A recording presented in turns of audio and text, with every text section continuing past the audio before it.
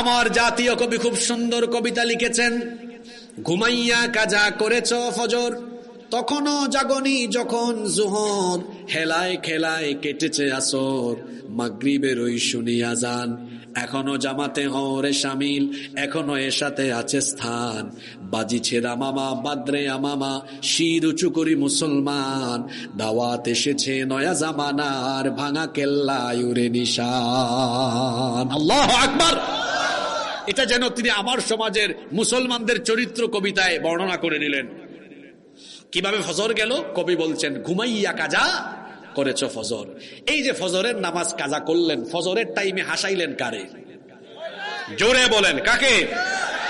খুশি করেছেন কাকে? ফজরের নামাজে গেলে খুশি হন কে? না গেলে খুশি হয় কে? তো কারে খুশি করলেন? এই যে আপনি নামাজ ছেড়ে দিলেন, ফজরের নামাজটা কাজা করলেন, জোহরের নামাজের আগে আপনার জানাজা রেডি হওয়ার সম্ভাবনা আছে না নাই?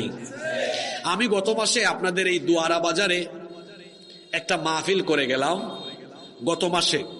তো আমি লামাকাজি ব্রিজ পাস হওয়ার পরে আমার সামনে এক দম্পতি, স্বামী স্ত্রী, এটা এই ঘটনা অনেকে হয়তো জানেন, আমার গাড়ির সামনে আমাকে ওভারটেক করে তারা গেলেন, স্বামী স্ত্রী ট্রাকের চাকার নিচে পড়ে আমার চোখের সামনে মুহূর্তেই মারা গেলেন।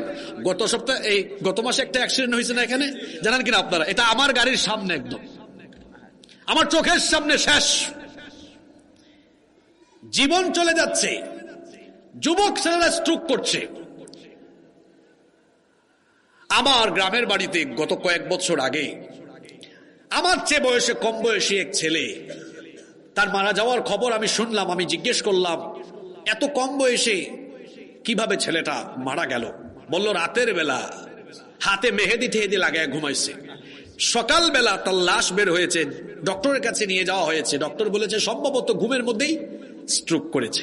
এই যে ফজরের নামাজের সময় ঘুমিয়ে থাকলেন আপনি, জোহরের আগে তো আপনার জানাজা হয়ে যেতে